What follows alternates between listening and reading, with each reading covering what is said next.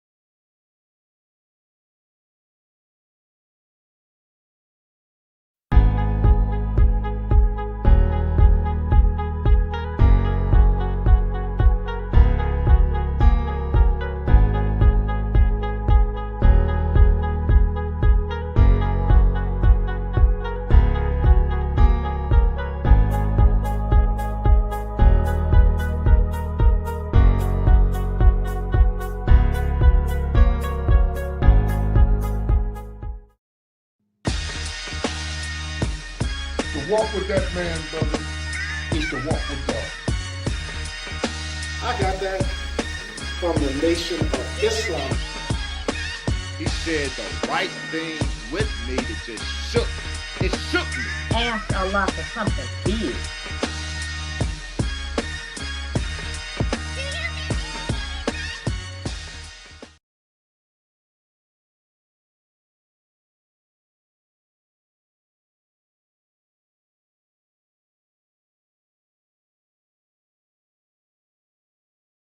This is stream. So to our brothers and sisters who are watching, the first thing that we're going to do is we're going to open up in prayer. Then we're going to get right on down to it. All right.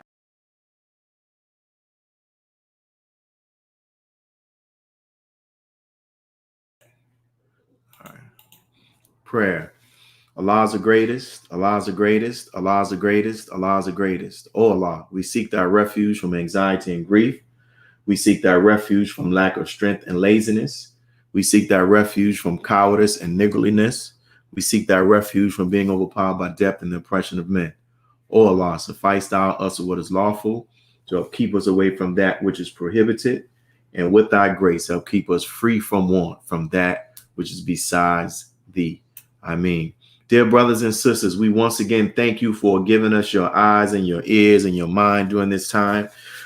We have a very, very powerful show scheduled today with the help of Allah. And we have a brother who I think we're going to have a very historic testimony. If you remember, we were scheduled to have our brother on, I think the week before last. Was it? I think it was last week. And for some reason, we weren't able to do it, but he's back and Allah is the best of planners. So we have our brother. He's the Eastern Caribbean Special Assistant of the Nation of Islam and the Honorable Minister Louis Farrakhan. And inshallah, he'll be on soon after we go through our normal schedule announcements. So we really, really appreciate you all being here. So make sure you are commenting in the comment section. Make sure you go and spread this on your specific pages. We're streaming now on Facebook, and we're also streaming on YouTube. So we'll be having our brother Mikail, Yusef, Muhammad. And as I said, the reason why we do this, brothers and sisters, is to help free the Honorable Minister Louis Farrakhan from this prison of propaganda that the enemy has been seeking to put our minister in. So these testimonies are able to do so. In the scripture, it says that the dragon was defeated by the blood of the Lamb and the power of their testimony. We go forward. We talk about the impact. We've got the data to show that over 90% of the viewers who watch these interviews talk about how these interviews help them in their faith, and how these interviews also have helped them in their as a believer and their understanding of the Honorable Minister Louis Farrakhan. And that's what it's about. And that's what is one of our goals. And we talk about, you've seen this before. I don't have to go over that again, where people talk about the power and the impact that these testimonies have and is having on their personal lives. If you haven't already, make sure you subscribe to our YouTube page, Mos46AV. We just uploaded some videos. We're experimenting with some things, trying to create a discussion on our social media. So when you see on Instagram or you see on YouTube, we have a clip of the Honorable Minister Louis Farrakhan with a question. We just don't want you to hit like on the question. We want you to go and actually also share your input or your thoughts on the actual question that is being posed. We would greatly appreciate it. So on our YouTube page, you can get access to this very powerful anti-Semite playlist where we're hurling truth at falsehood. You want to make sure you get that. And there's another one dealing with the whole Malcolm X controversy. You can have it right at your fingertips. So please go and do it. Also, we thank those who have been submitting the names of their family members for prayer. We just got one on from the last show. Continue to submit their names, and we'll continue to keep them in our prayers, brothers and sisters. We're also in the midst of, want to encourage you, if you haven't given already, continue to give. If you have more to give, we appreciate every dime, every penny, whatever it is that you can actually give to help us in our effort to pay off our mosque mortgage. So inshallah, I had some problems with the editing software, but we're going to have a new time on next week. You see that? We're having a new time. So the new time is at 1 p.m., brothers and sisters. We're having a new time. So what we're going to need you all to do, we're moving up to 1 p.m. Oh, and I also let me say this. The reason why we're moving up at 1 p.m. because we've been offered the opportunity to stream live on Sundays with the Nation Network News, right? If you've seen our brothers and sisters, they have a very powerful platform. So we're moving up on 1 p.m. and to celebrate that time, that shift in time. We're going to have our brother Sultan Muhammad. Sultan Muhammad. He's going to be in to give his testimony. So make sure when you see the flyer, you share it, and in addition to sharing it, that you let other people know as well that we're going to have this new time. I want to stress that, let everybody know that a time in what I'm about to say a time in what must be done. I have a testimony. We're moving up to 1 p.m. Central Time. It's just 1 hour early, and we're going to start off with our brother Sultan Muhammad.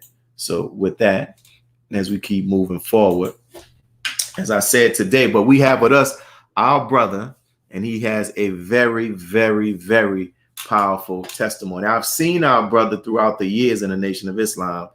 We probably get extended to giving each other the greetings, but now I'm blessed with the honor of to be able to interview him, in addition to being able to interview our brother, where you all will be able to hear his testimony as well. So we have our brother Mikail Yusef Muhammad. Assalamu alaikum, my brother.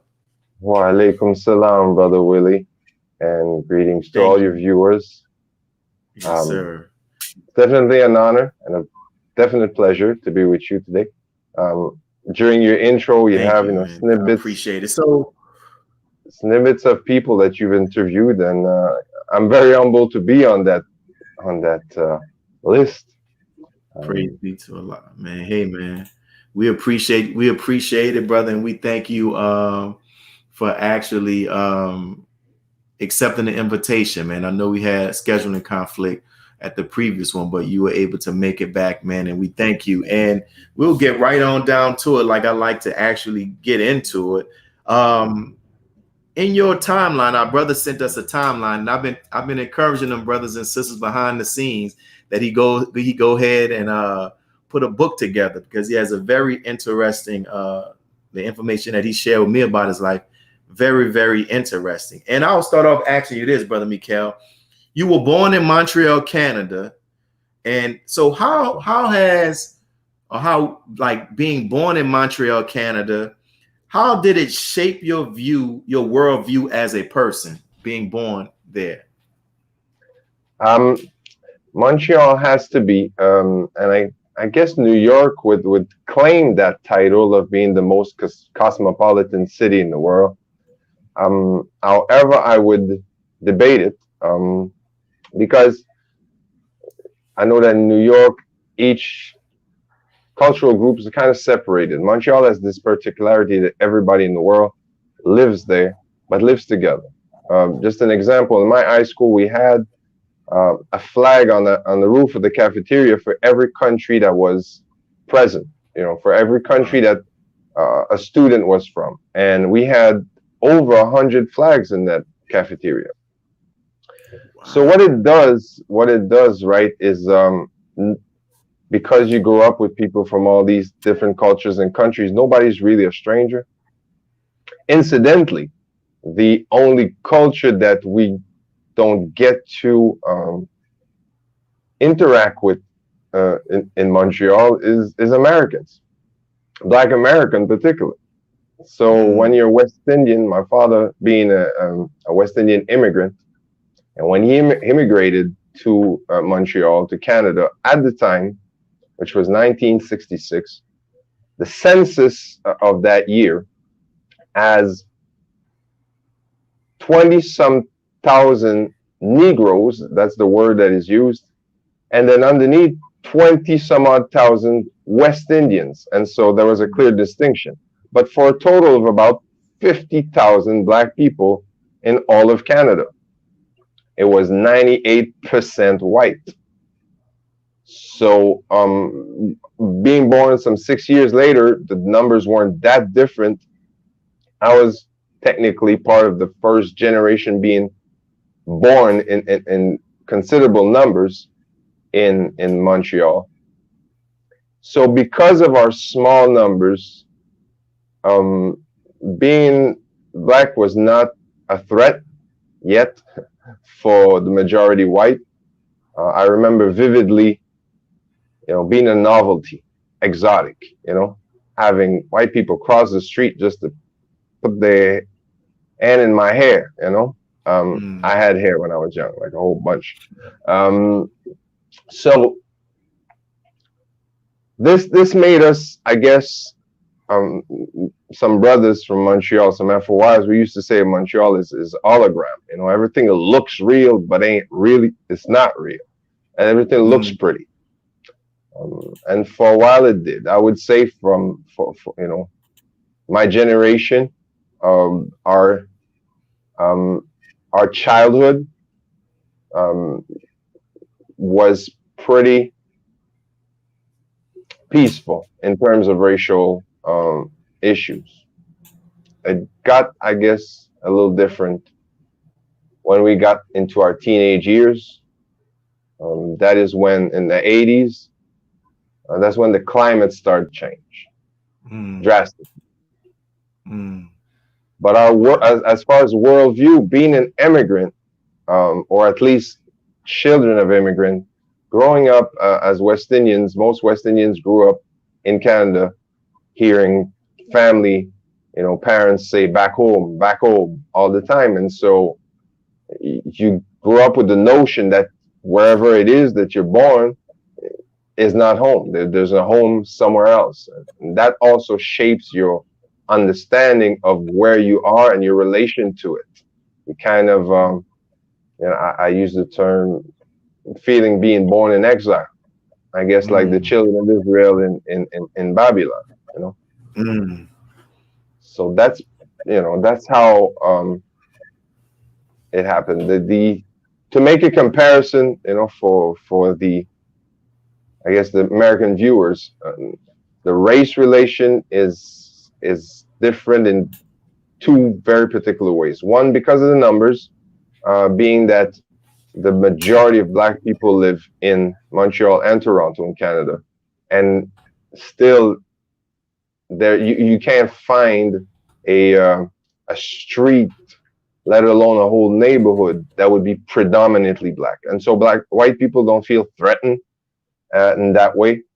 And two, the being of immigrant descent or being immigrant, you have the understanding clearly that you are in fact in another person's country.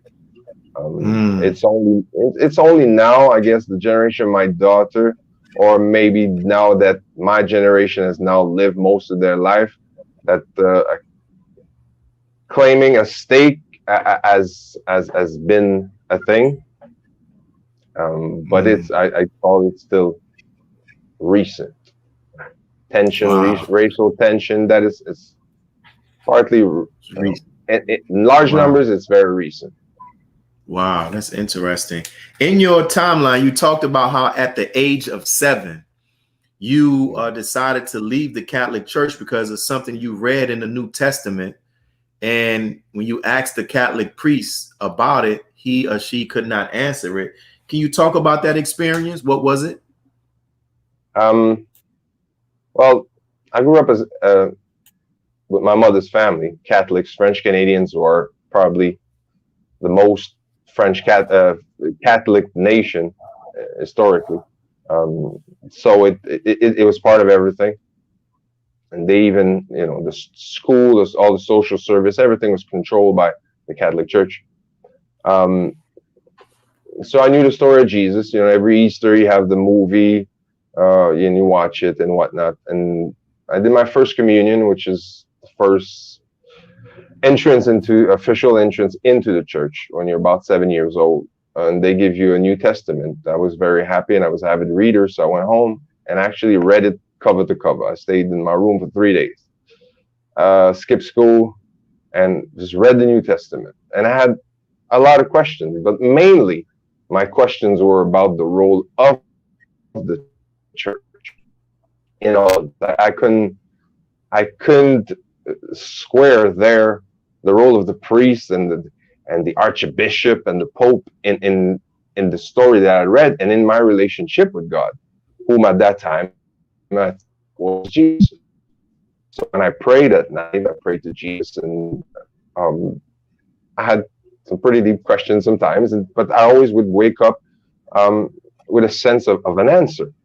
And so when the priest trying to explain to me that the structure, him and as a priest and the archbishop and all the way to the pope, was an intercession between me and God, and I asked him, you know, when I pray, you're not there. When I get answers, you're not there. You're always in the church. Jesus was always in the street. Jesus was walking, healing, teaching. He'd interact with people. You, on the other hand, are here all the time, and we have to come to you. I don't understand that. At which point he looked at me and said, "Are you losing faith, son?" And that struck me, because I realized that he couldn't even see that I had faith, that I had actually a certainty at that point. It was not even a faith. I was certain of Jesus' presence. And I realized he couldn't even see that. So he was of no use. So I went home and told my mother that I wasn't going to church anymore. And she thought, you know, it would pass until Christmas came around. The whole family gets together, and it's a big thing to go to, you know, to Christmas Mass before you have dinner.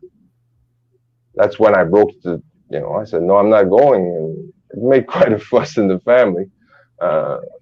Until my grandfather said, well, he's not going, let's go. And that was it. That was the end of my I guess my life in any church, in any denomination. And how did you first become introduced to the teachers of the Most High Elijah Muhammad, and then how did you eventually join?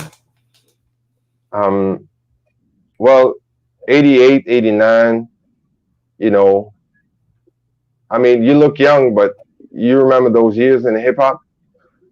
Yes. Or maybe you're too young for that. Yes, you are? All right. Well, I was that age. But for those who don't, 88, 89, hip hop started to come out. And you had, if you were lucky enough to get the actual cassette, there was the lyrics inside. You know, you unfolded it and you're trying to keep up, because, you know, brothers like Rakim and Chuck D, you know, would send you to the library just to understand what they're saying. But I noticed that every cassette that I got my hands on, if they didn't quote inside their lyrics, would at least in their credits, you know, thanks or peace to Minister Louis Farrakhan and the Nation of Islam. In Montreal, the Nation of Islam first direct contact was Khalid in 1993. And that was him coming, not even having the Nation of Islam having a presence. So in 88, 89, we have no idea. Unless you go to New York regularly to visit family or to the States, you have no idea what all these rappers are talking about, but you're interested. You know, it has to be somebody impactful. Now, you know, it says minister, so you assume it's religious, but it's puzzling, because there's nobody else. There's no other, you know, Reverend so-and-so, thanks to Reverend so-and-so. It's always Minister Louis Farrakhan. So that was my first, of course, the quotes and the samples that, you know, PE used. I had to assume that was him, you know, recognizing the voice, but I had no guarantee. I just assumed that was him. But then there was no source to go get nothing. Then 1990, in college, I got my hands on the Autobiography of Malcolm X, which definitely spin my world upside down. There's no other way to put it. Like a whole, you know, it's like those sci-fi movie when there's a new portal to a new dimension that opens up. That's pretty much what the book did to me.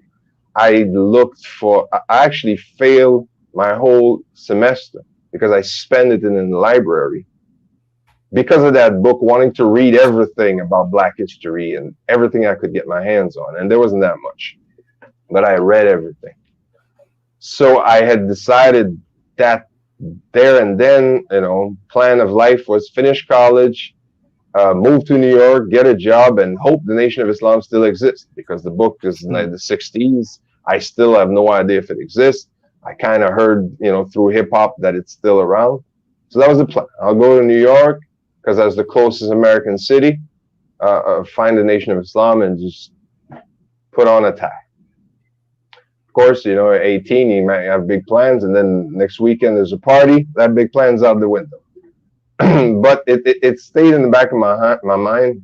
And then 92, the movie came out, ignited that again. Now for sure I'm finishing school and moving to the States and joining the Nation of Islam. Got back into my party mode. And I kid you not, I'm, people might not know house music, but it was a big thing in 1992. So I'm in a club, absolutely out of my mind, dancing, drunk, and there's a house song playing, but there's not singing. There's a man speaking, and I start to listen to what he's saying. And then I recognize the voice. Hey, that's the same voice on PE. So I'm thinking that has to be Mr. Farrakhan. And I start listening. And before the song was over, I was leaning on the wall. I wasn't dancing anymore. My high was gone. And I was wondering, what am I doing here? Part of the song, he was saying, what are we celebrating? What do we have to celebrate? Or something of that nature. And it just penetrated me. And then I had to do something else. I had to stop this. Yeah, I'll do it later. It took a while for me to actually get a hold of the Nation of Islam, which came in 1995, actually. So at that time, I had a child on the way. And even though I didn't quite care about me being on the wrong path, and if I tripped, I pay the price for it. But having somebody following me was laying pressure on my mind to be on the right path and to know what it was. So I did all the research that I need. Not totally convinced, so I did pray intensely. And a couple of days after praying very intensely, I stumbled on some FOIs that I assumed were from the United States. I came out of the metro state, the subway station. I see two brothers with the final call. I'm like, oh my God, grab the final call. I mean, I snatched it out of their hands, And I said, like, how long are you here for?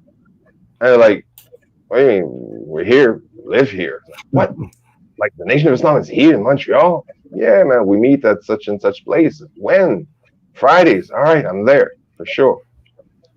I run with my final call, go home, read the whole thing, and lo and behold, the column by Jabril had a quote from the minister, and it was word for word, not almost like kind of, but word for word, minister saying what I had said in my prayer, but in a question form. He was confirming it, which was basically everything points to the presence of the Messiah. I mean, I thought I was praying to the Messiah, so I was saying everything points to your presence right now.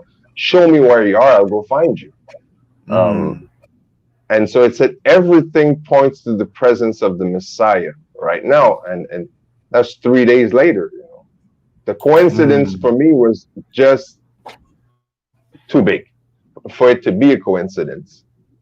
So I saw a brother 2 days later in the street, and I literally crossed the street through traffic. He actually, recounted that story many times.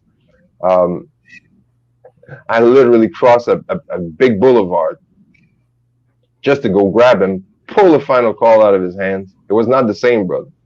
Pull the final call of his hand, open it to the page and point it you know, the presence of the Messiah. And I said, where is he?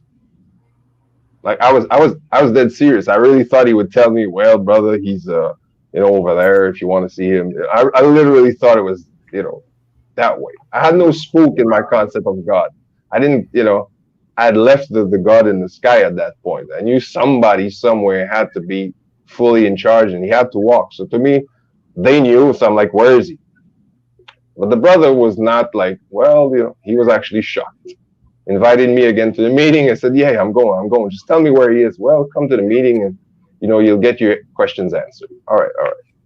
So I went that Friday, got absolutely none of my question answered because it was a small study group. There's 12 brothers. The brother that had been in the ranks for the longest had been in the ranks for 2 years, right? So I'm coming up with questions about, we call deep stuff. So they didn't want to take it too far. I bought Theology of Time that had just been published. Then they told me that Sunday, the following Sunday, 2 days later, they were driving to Albany, New York to hear a minister of the Nation of Islam who was overseeing the study group in Montreal at the time and invited me to come if I wanted to take the drive with them and maybe ask my questions to that man. He might be able to answer my questions. So that was the Friday. By the time I met them on Sunday, I had shaved my head, bought a suit, and bought a bow tie, and read half of the Theology of Time. Wow. We're in the car, driving to Albany. I'm busting their chops. I mean, like looking back, I must have been annoying. And they just, they're kind of evading my questions. And then they're putting a tape, Savior's Day, Jesus Saves. Now I know it's Minister Farrakhan. I recognize the voice that I heard all these years. I still, at the point, I have no idea who he is in terms of the structure of the nation, right? I still think Elijah Muhammad is the head, so I think he's a minister. Halfway in the lecture, I asked him, is this man still alive? He said, yes. I said, he's speaking like this in front of people, and they haven't killed him?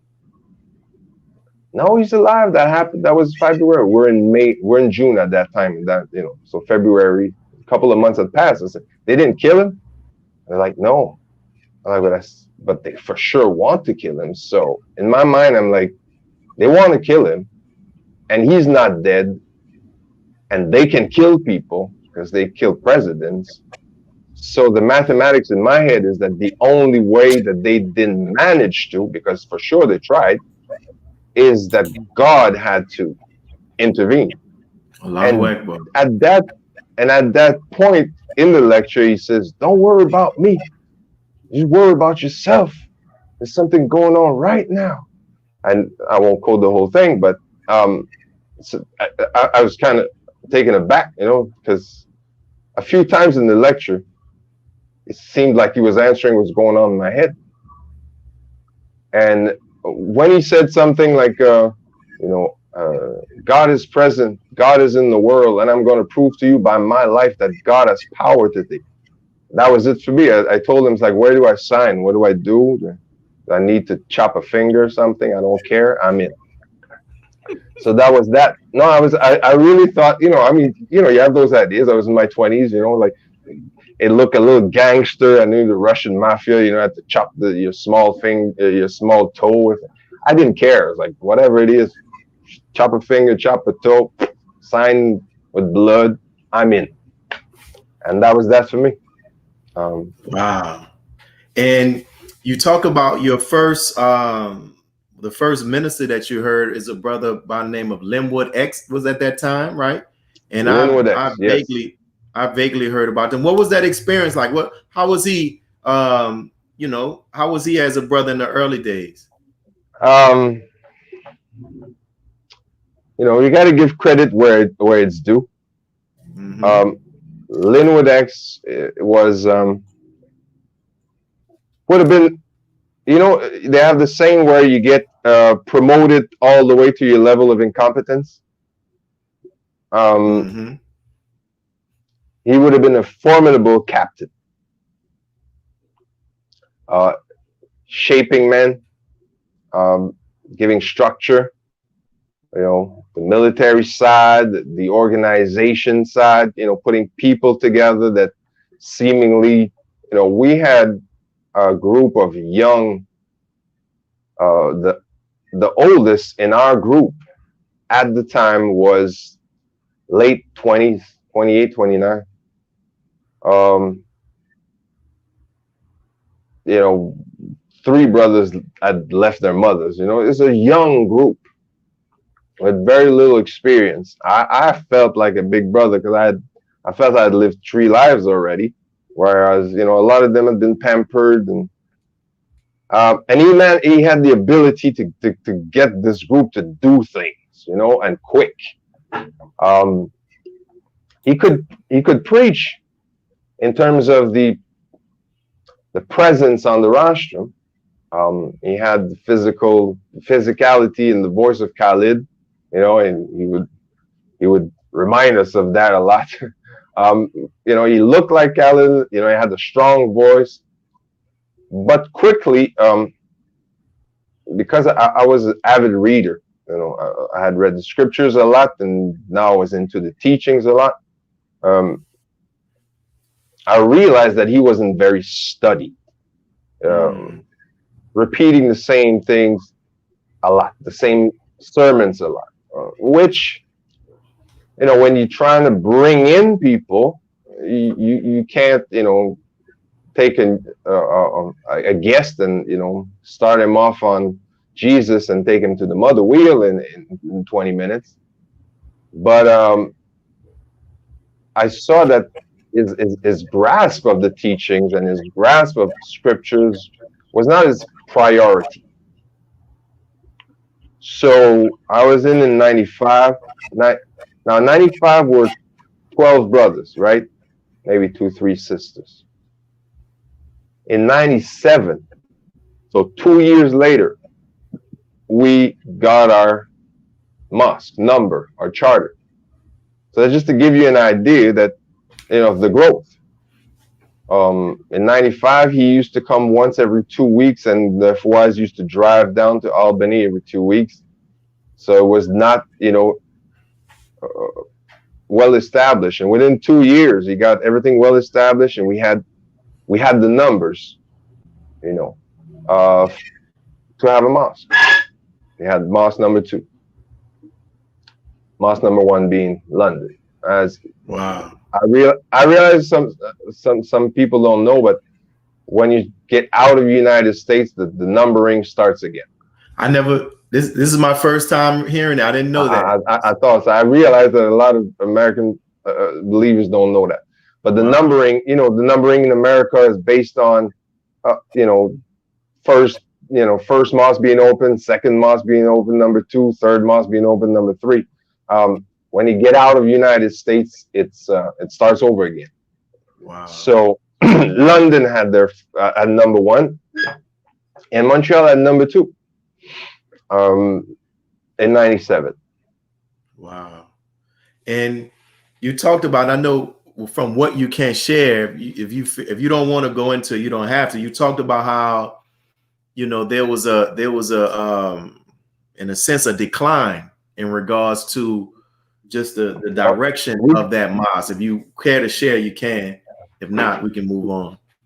Well, it's actually stuff of legends on the East Coast. You're out in the southern part. I don't know how it reached, or if it reached, but on the East Coast, you know, summer of 97 was what happened in Montreal was, you know, stuff of legends now. But yeah, because for the benefits of the viewer, and I think it is beneficial. I know in America, you know, I say you talk about the first resurrection. We talk about 2 dramatic events in the history of the nation. One, the departure of Malcolm, and then the departure of the messenger. Two different departures, but those were two dramatic events in the history of the nation. And each city had to live it, and each city, I guess, had to learn lessons from it, right? Well, Montreal wasn't around. Montreal wasn't around in the 60s and 70s. There was no presence of the NOI in Montreal. June 97, it was kind of both of the events in one. And which made us realize with hindsight that trauma of falling and rising again has to be divinely guided and necessary. If we haven't figured out the whole necessity of it yet. But it has to be, because Montreal went through it traumatically, real quick, and London went kind of through it too. So from my understanding is that master trauma, it can't be just accidents, everybody messing up. It has to be part of the process. But what happened is that in 97, you might remember the Islamic conference where the minister was given the title of Imam and recognized as the Imam of the Muslim world. The brother Linwood X, like I said, was not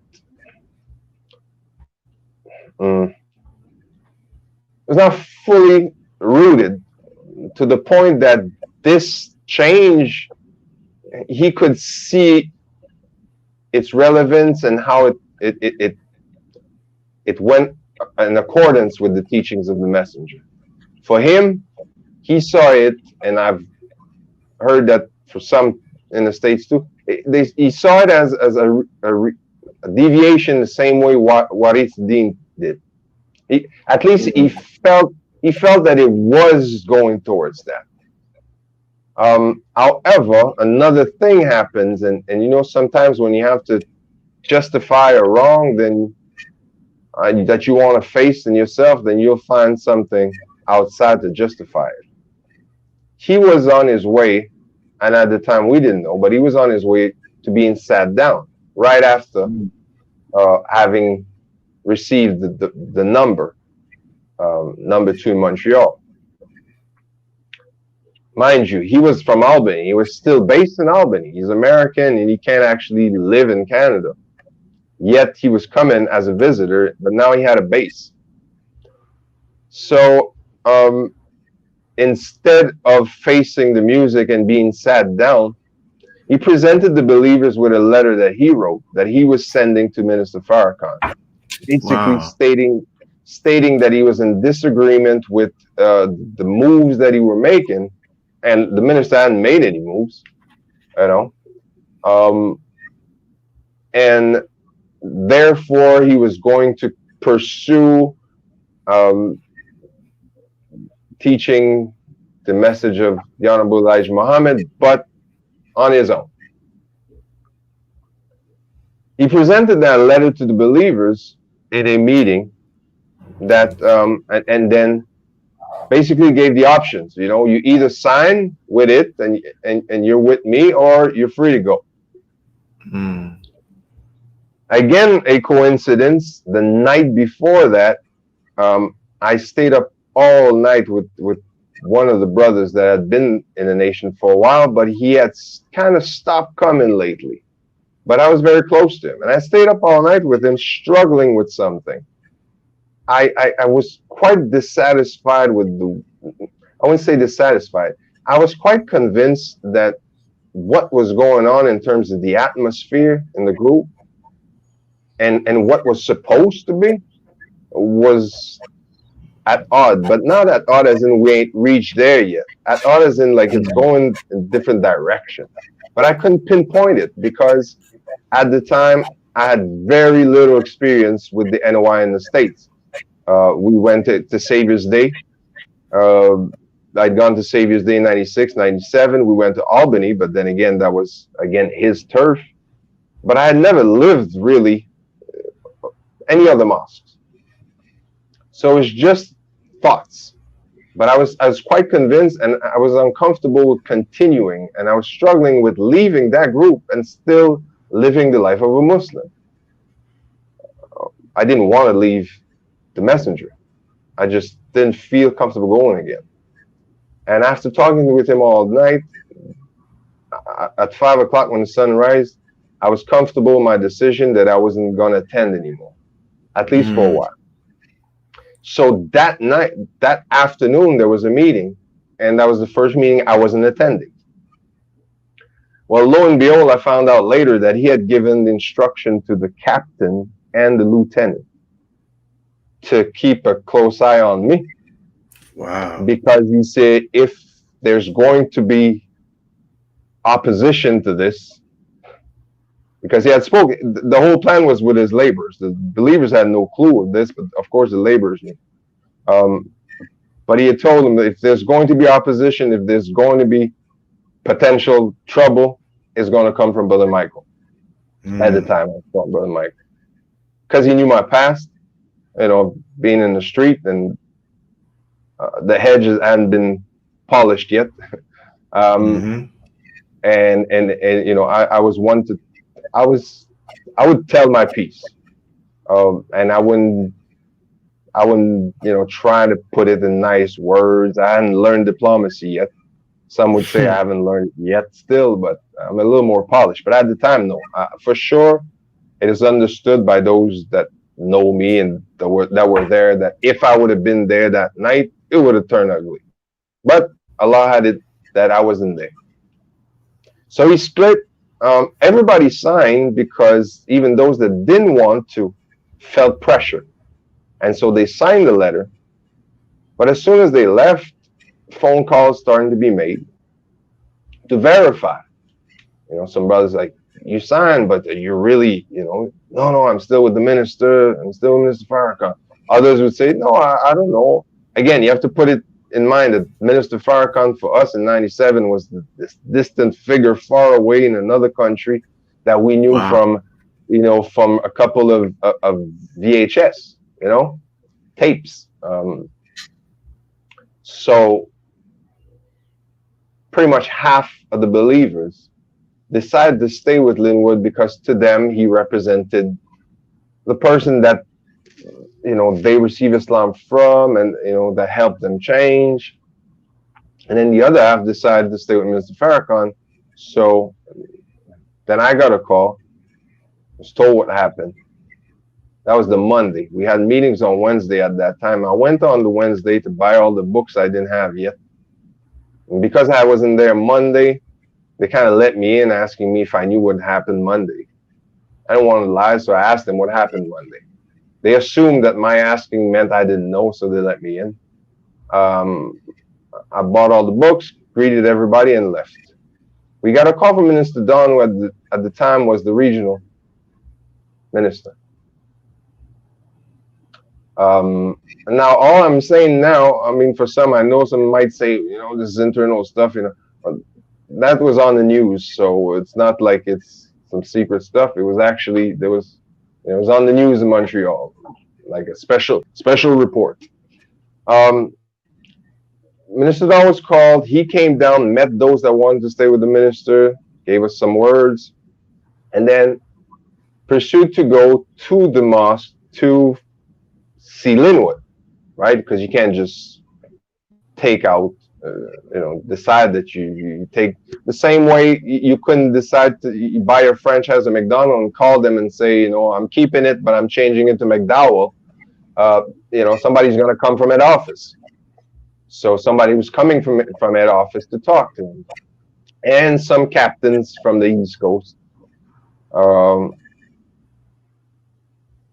But when they reached the mosque, when we all went, and when we reached the mosque, the captain of Linwood decided that he would not let us in. And Linwood was actually not there, because although we had no idea how the nation as a structure functioned, he knew. So he knew somebody was coming. So he left the city. Wow. But he told them, you know, basically they amped up security.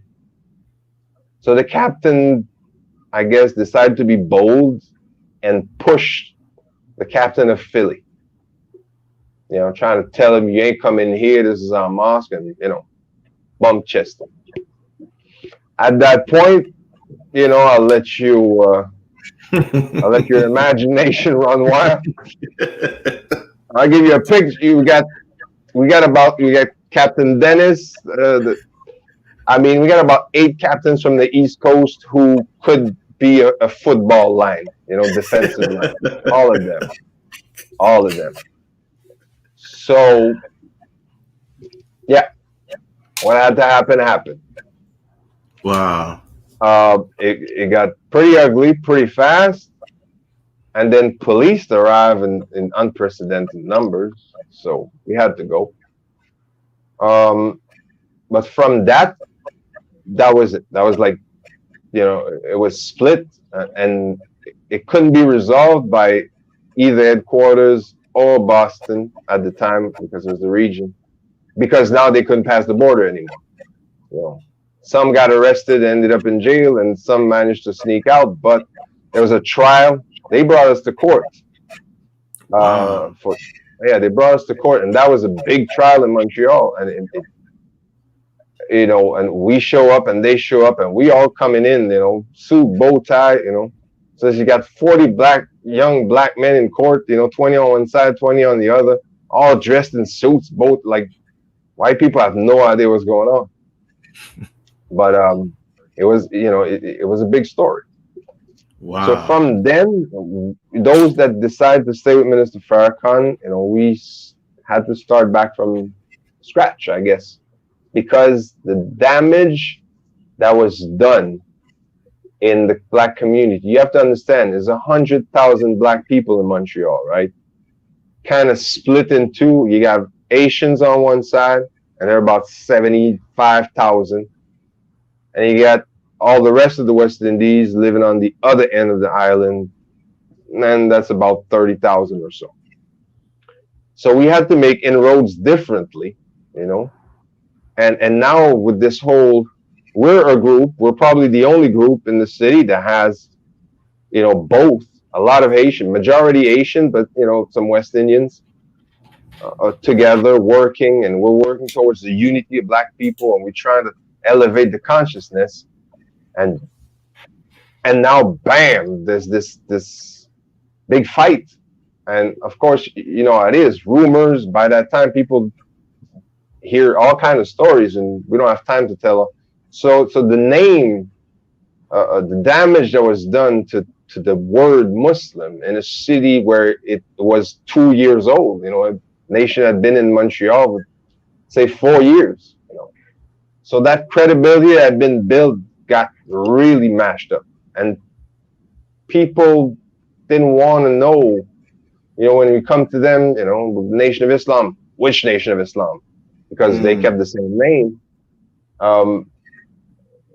It was not like some random, like you have in the States, I know some cities, you have some random groups, with 3, 4, 5 people, and then you have a big mosque beside it. We had like half, and they knew us all, and they knew we were together, and now we weren't. So the credibility that mountain that we had to climb back was tremendous. And the way it was really portrayed also, the way it was portrayed is that we as a whole wanted to separate from America because of our Canadian identity. And then America came and beat us down, as opposed to a rift inside. Wow. So it was pretty, in terms of credibility, the odds were really hard. Took us for a long time to even do anything. Some would say the brand hasn't recovered yet in Montreal. Wow. And so that still today, since then, there has not been an actual mosque in Montreal. No. How with Montreal being so diverse and metropolitan, as you actually said, cosmopolitan, like, how do the people receive the teachings? that has been, and I was telling you like in private that there's some internal NOI issues I wouldn't discuss, but the root of a lot of these issues I've had is the understanding from the part of Muslims from America coming to Canada and expecting that Canada would function the same way as New York. You know, Montreal would function the same way as New York or Albany or Syracuse because it's on the East Coast. Take, for example, the final call. You're going outside. You have 100,000 people that are your potential market, right? 100,000 black people. Now, 75% of these people don't fluently read English. 60 don't read English at all. So already you have the language issue, right? Then you have the front page, which might be, I remember vividly one that said, the army is recruiting your children in their school, right? So you have a big soldier in the front page, you know, and trying to tell people the army is recruiting soldiers in the school. So we're going outside there. We can't push this because the army is not recruiting our children in the school. You understand? Like that cover, that reality. No, it's not our reality. Great point.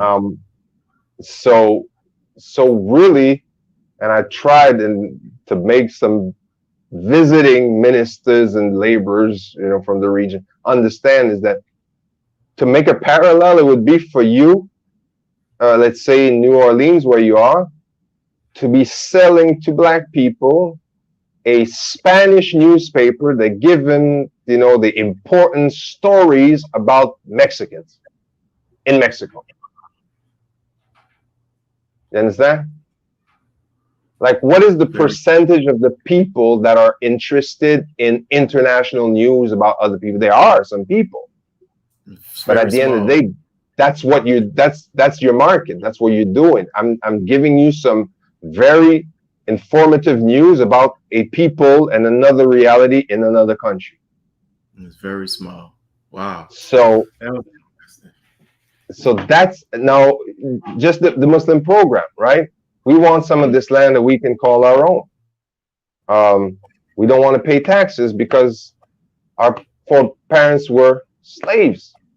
You can't scratch on the Muslim program, United States of America, and write Canada. It don't translate, right? I can't claim in Canada that I want some of this land that I can call my own because of my foreparents being in slavery for 400 years. My father paid his plane ticket to come to Canada. You know, he landed on Sunday. Tuesday he had a job. Friday he had a brand new car on credit. He thought he was in heaven. You know, so wow. I can't claim anything because they are in their right to say, if you're not happy, man, go back to your country. And they're right. That's why I did it. I'm back in my country. Yeah, there are some things that don't change, right? The condition that you have as a person is what can Islam do for you as a person, as a structure, your family structure, even at the community level, you know, because it's not like the black community is absolutely together.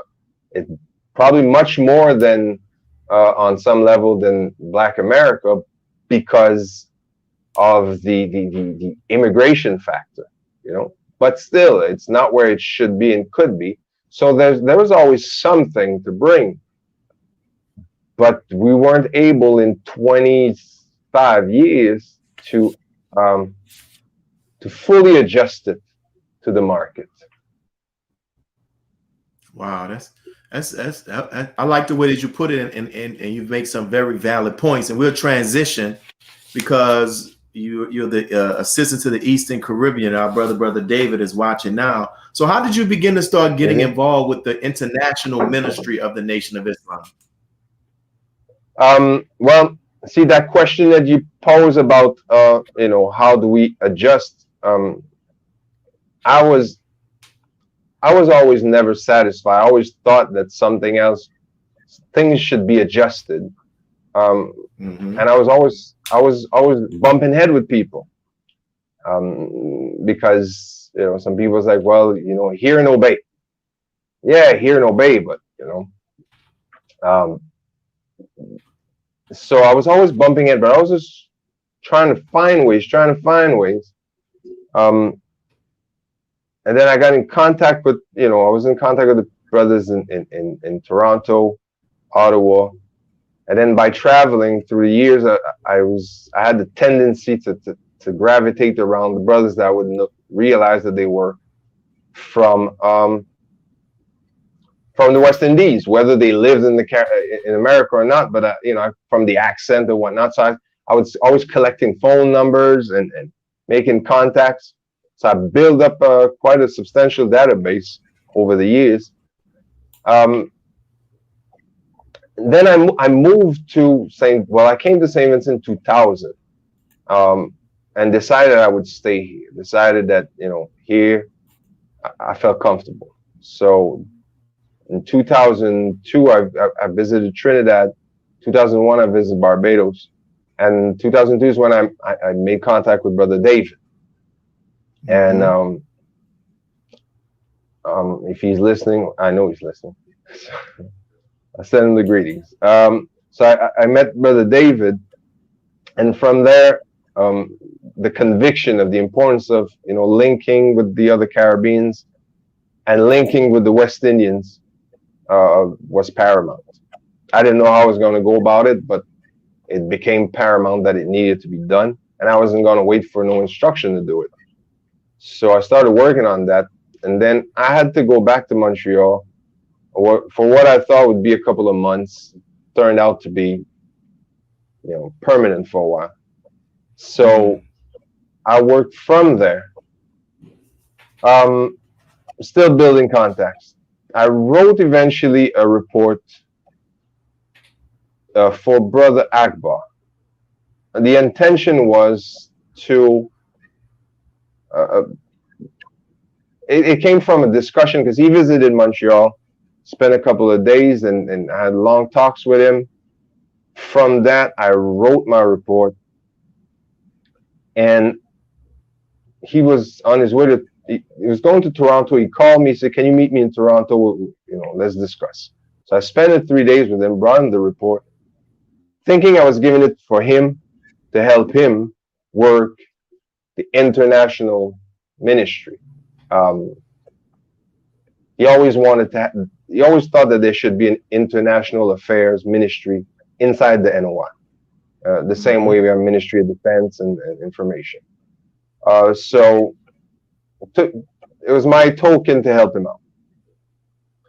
Those 3 days kind of turned into something else. He felt that this report was not for him, but for the minister, and that he was not the one to head a ministry of international affairs. I got the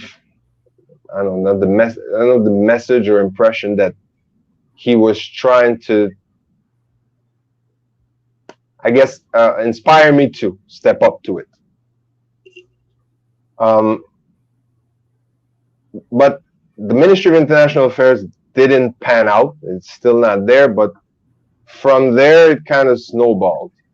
From there you had the workshops at Savior's Day that are now every year, but that started that year out of all of this.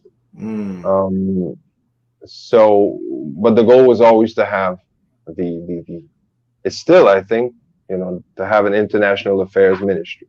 Wow. Then 2011,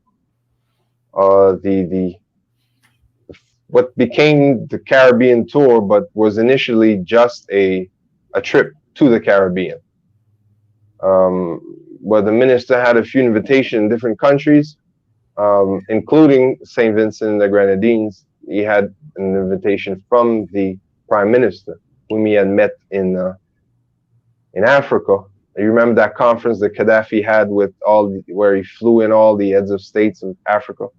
He also flew in 13 heads of states of the Caribbean. The minister was there.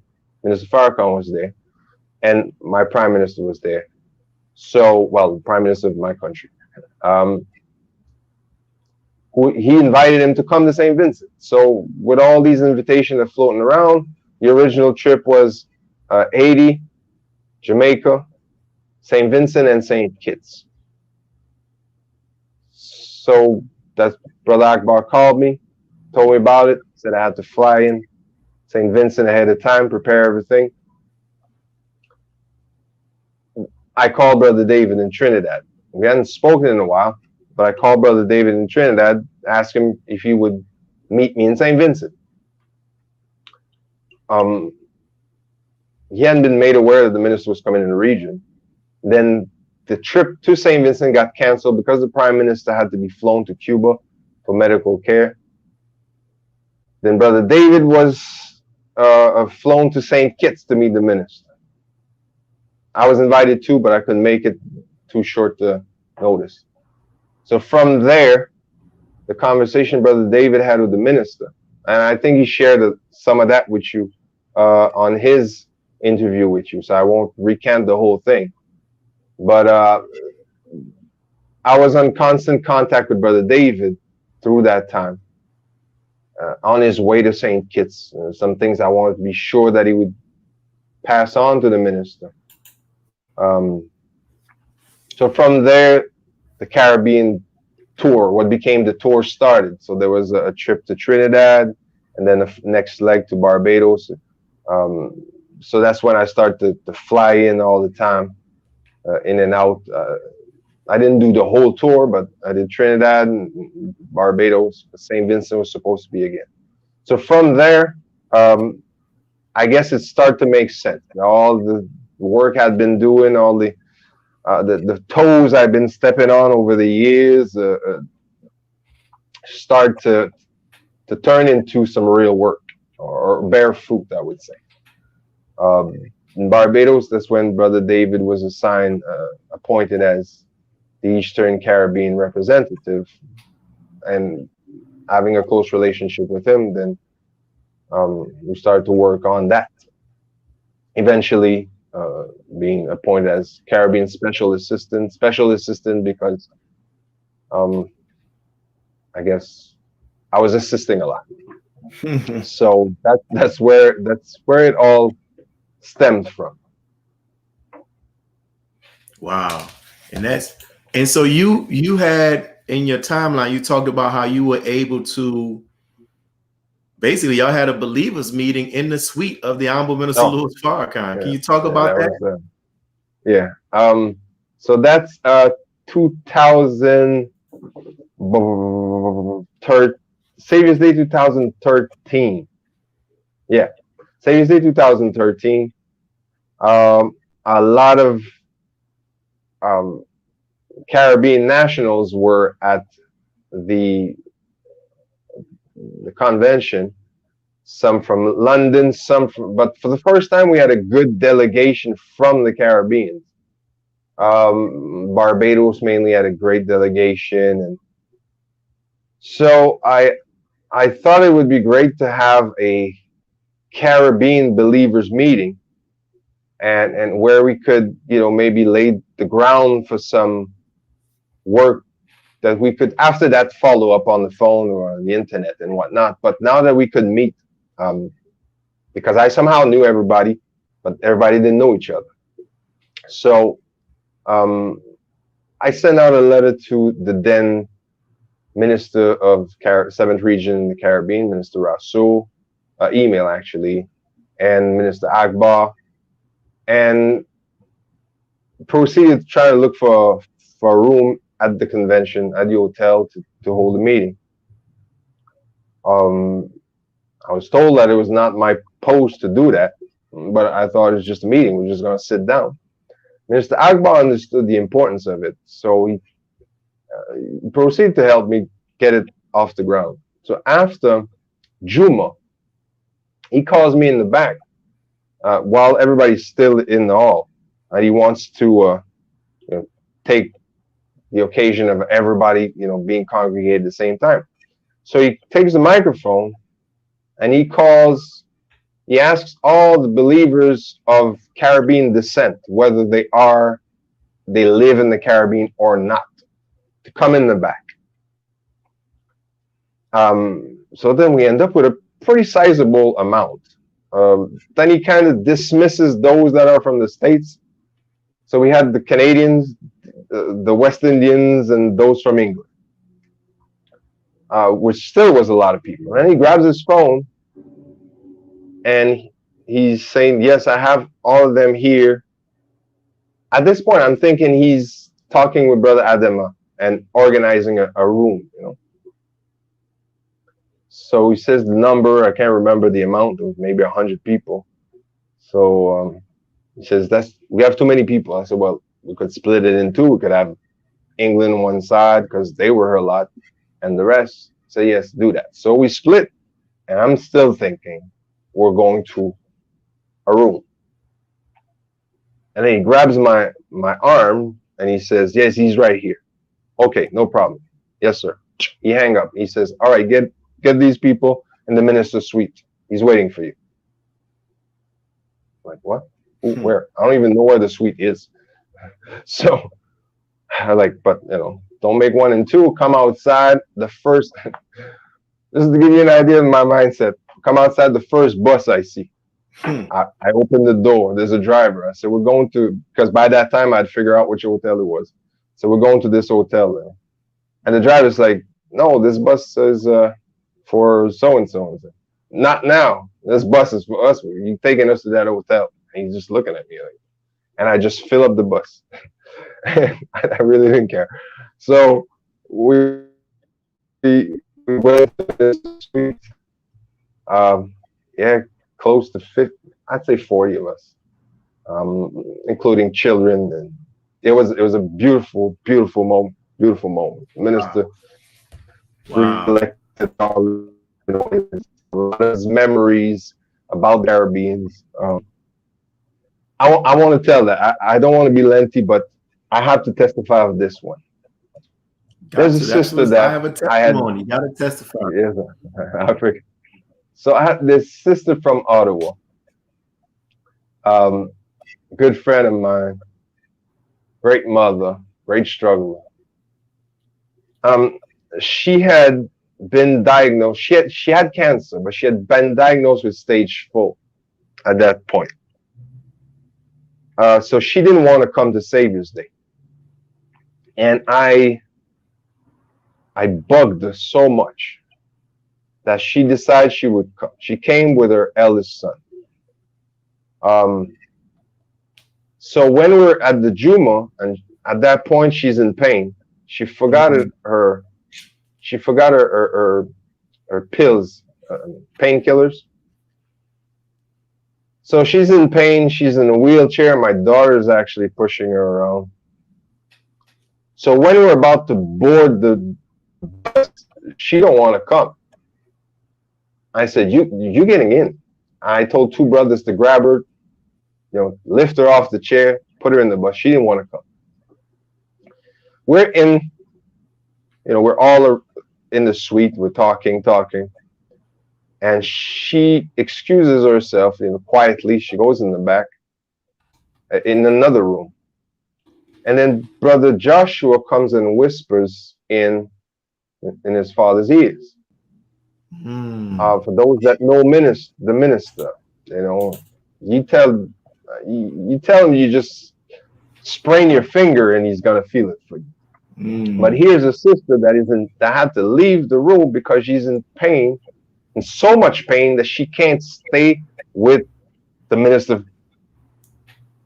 And his whole demeanor changed, and he says, "Bring her in here, bring her in here." And he, they had to wheel her in, and he grabs her, holds her, and he sheds tears, and he says, "Let we pray for her." And so we all held hands.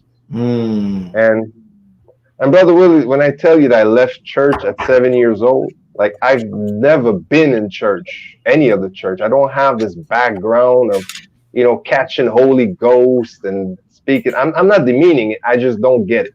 Yes, sir. I never lived it. So catching the Holy Ghost and speaking in tongue and all of this, and never been my bag of tea.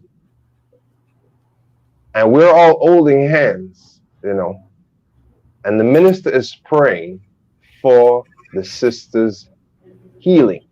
Wow. And brother, I think I wouldn't have felt more electricity if I wetted my 2 finger and stuck him in the socket. I literally felt an electrical charge come through my hand, go through my body, and come out my other hand. Wow. And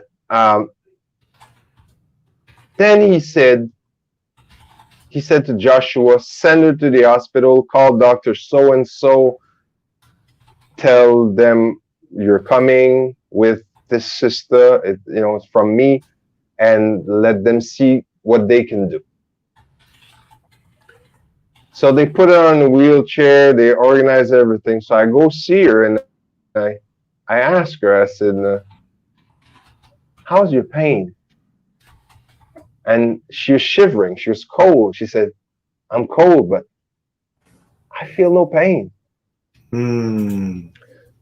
Now this sister finished, and this is after Juma, so this is Friday. So we still got Saturday, Sunday, and then we go into back on the Monday. This sister did not take pills. They gave her some pills at the hospital. She did not take them. And she was in such a high spirit for the whole weekend. I mean, she was nonstop. And not only that, but that's 2013. And Sister Mikail is still, by the grace of God, moving about. She did some tests some months later. They couldn't find the cells, the cancer cells. Wow. They were in stage 4. They can find them. And she's moving about. She's raising her 3 wonderful children. She got her business on the side and hustling and bustling. And since that day. Wow. Man, hey, that's what the purpose of this show is. And I'm so thankful that you shared testimony, because they're significant for us as we try to get people to see the identity of the Honorable Minister Louis Farrakhan, so thank you for sharing that. And since you've had the opportunity of interacting with the minister on several occasions, if you had to stand before the world and testify about 3 qualities of the Honorable Minister Louis Farrakhan, what would be those 3 qualities and why? Well, I'll skip the wisdom because anybody can testify to that, right? Because you don't have to meet him. You don't have to see him around. The qualities that you see when you're around him that you might not pick up off the rostrum is compassion, is, and when I say compassion, I mean is attention to the people around him. Not just, when somebody's in pain, he feels the pain. He feels you at whatever level you're at right now, and he'll meet you there. He's attentive to that, and he don't have to be. I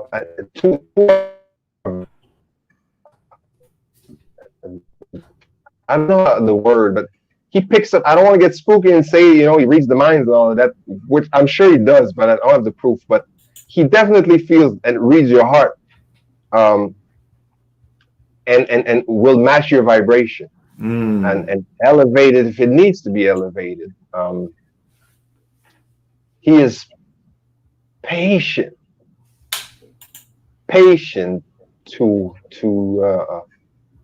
with his people that are abusing his time, abusing his energy, his efforts.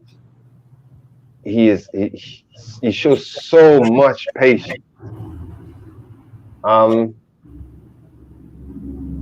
And his love, like love to the point of you know, that love that the whole world felt from Michael Jackson. You know, that thing that he had that you kind of knew was sincere. You know, when the minister asked that 10 times, 10 times, 10 times, and it's visible, it's palpable when you're close to him. It's I don't know,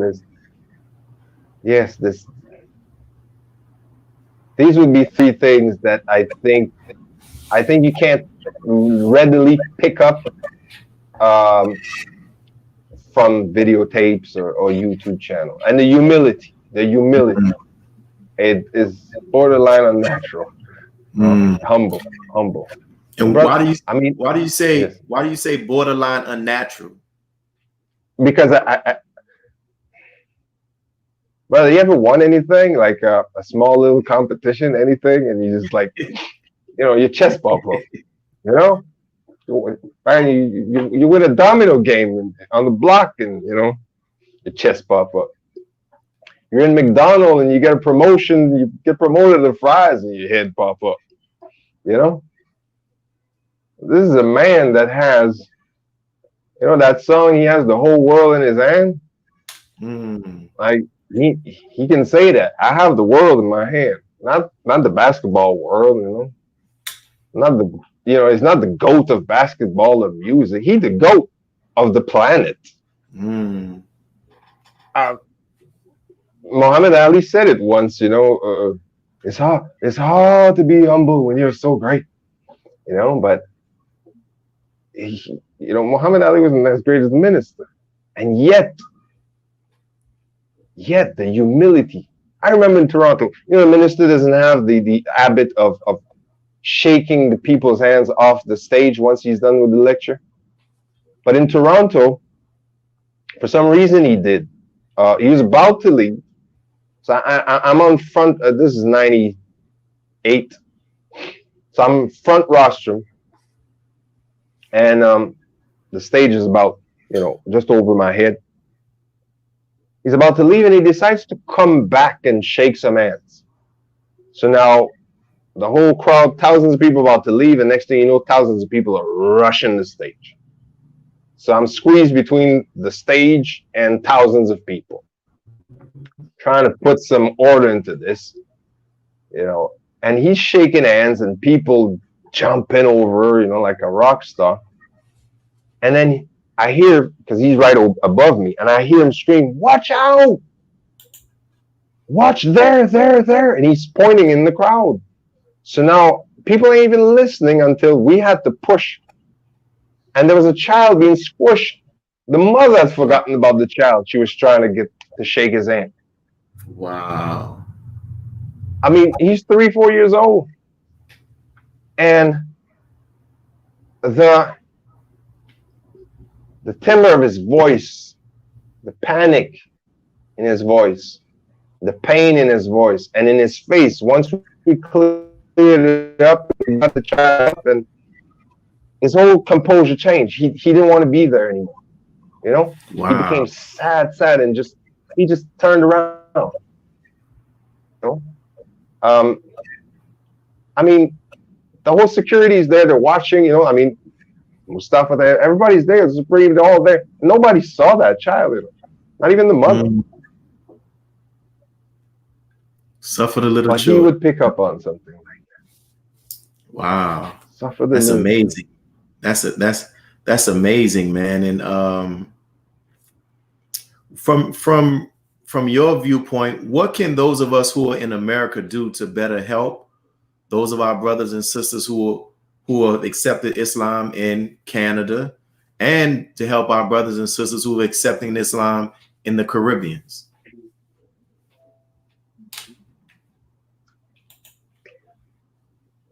I keep telling from the Caribbean region for years, because we always we should be further up. But I keep telling them, the scriptures have to be fulfilled.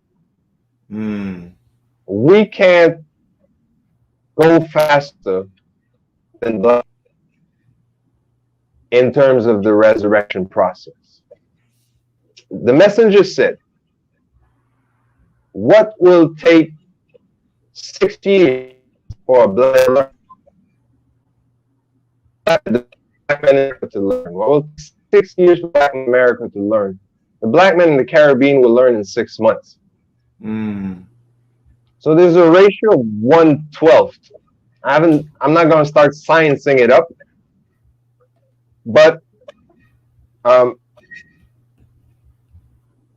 even in the story of Iran, Biff, being hit in the head, carried up, buried in the north, carried to the east and buried in the north. Well, we're the black guy hit in the head, carried to the east, but we get buried in the north.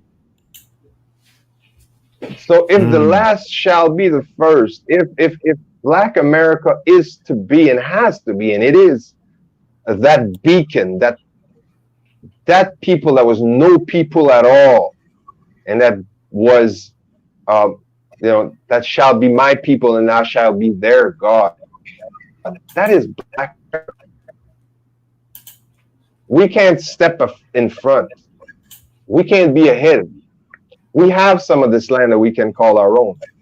You understand? In 4 days, like I'm supposed to go online in an hour or so to discuss the elections in my country. Not the election of, some between two white men. Is the election in my country? It's our country. It's our land. We own land here. We own almost all. So I don't think we are in a position to ask you to do anything for us except, Lord, get it together. Get it together. Separate. Organize. So that, because we're behind, we're waiting. We're in line and we're behind you. We can't go in front of you. So practically, what I would ask is, if you're in a position of leadership, if you're a laborer in any city or in a region, do not be afraid to let West Indians maybe explore a different way to reach their people. Encourage them, because don't forget, the minister did say that West Indians will have to go back home. He said it in London. He said it in Canada. That the scriptures do say in Mikail 4, that on the day of judgment, everybody shall be under his own vine and under his own fig tree. And he said that means that on the day of judgment, you have to be in your country. So that was an incitation for those of us that are in somebody else's country to go home. But if you're in America, you might want to consider it at least. So I'm saying to I don't want to say African Americans, Black Americans that are laborers, that might have believers that are from the West Indies, maybe encourage them to, or at least support if they have this intention to explore that side. I understand when we say that, Jamaican, Asian, or America is just a boat stop, which technically is true, but we're also the result of those 400 years. And so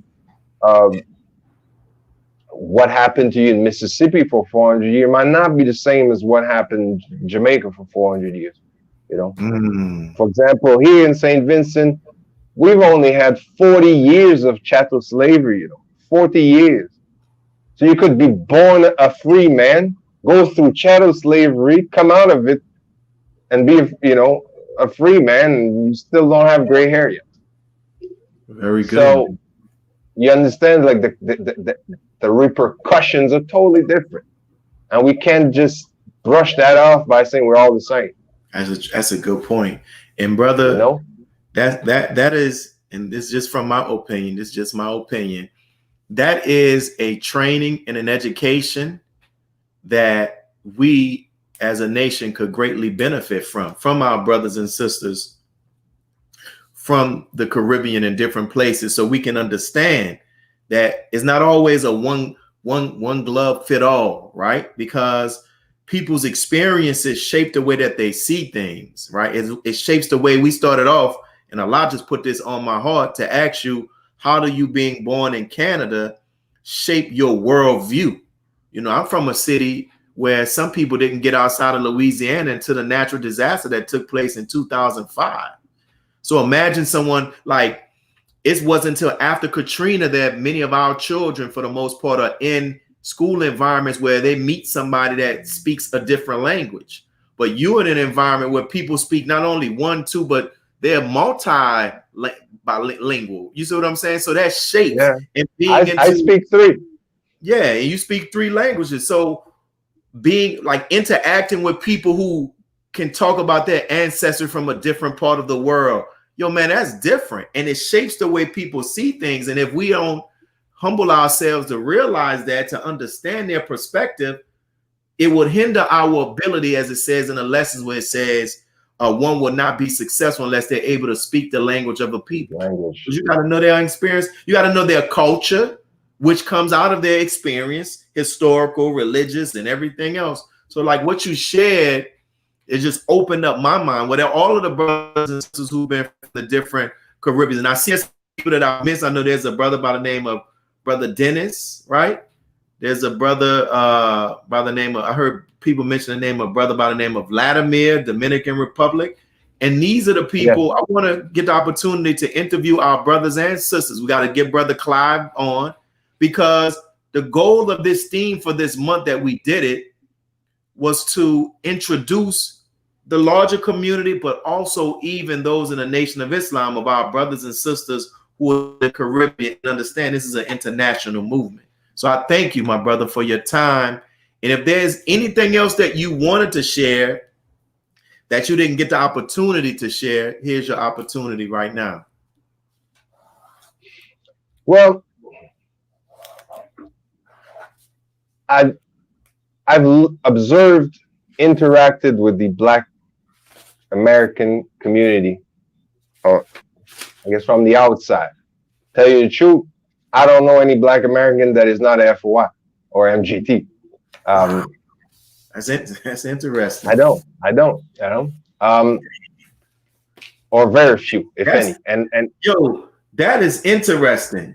That is an interesting experience to be able to say that. That's interesting, brother. But it's true, because my interaction with America mostly is from the nation, right? Wow. So I tell you, we went going soldier. When you leave Montreal and you go soldier, I give you an idea of the reality. Brother Nuri comes to Montreal, spend a couple of days with us, right? He wants me to take him through the ghetto. I drive him through the white ghetto, the poorest part of white people, and it's pretty nasty. Then I said, I'm going to bring you to where the poorest concentration of blacks. It's not fully 100% black, but that's where you have the biggest concentration of black people, and is the poorest. And I drove him through. And when we got out of the block, I stopped the car and I say, so what did you think? He said, what? I said, that was it.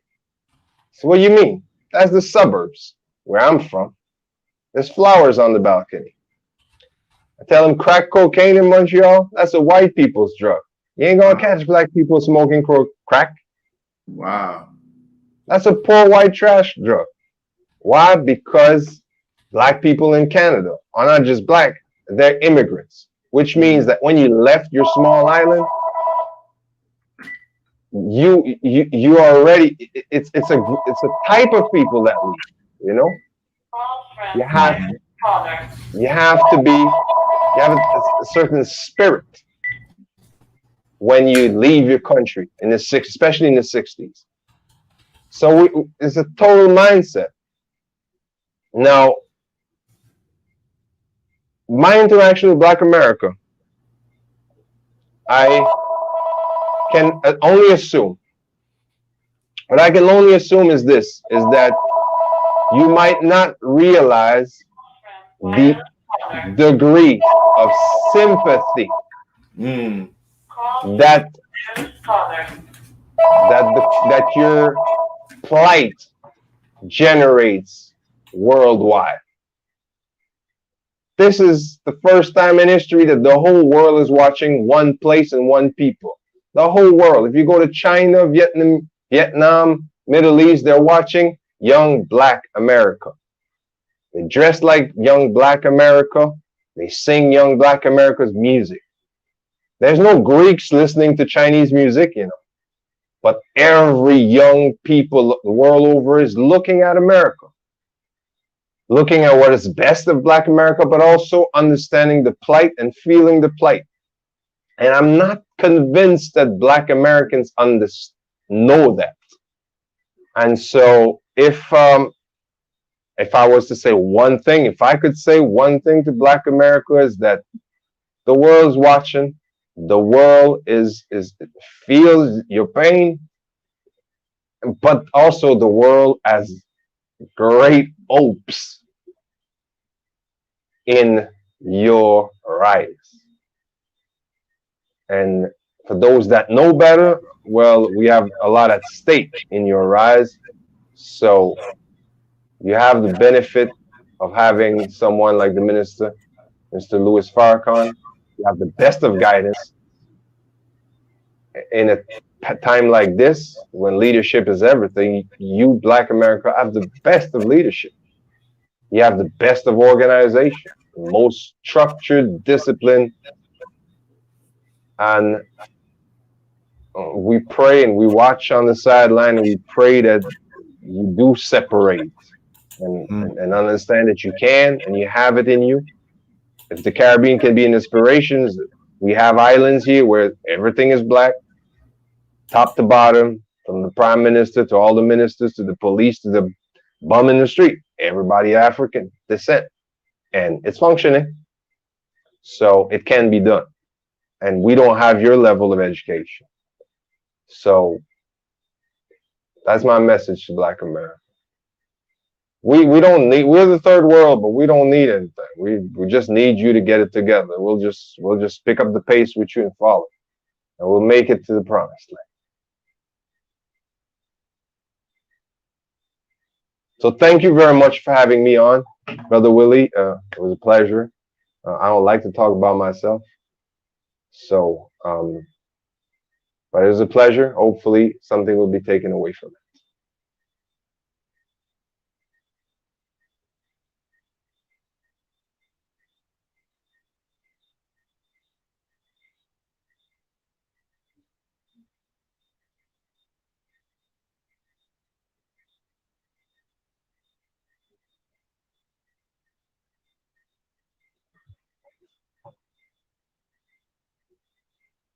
I don't know if I'm live. Brother Willie's off.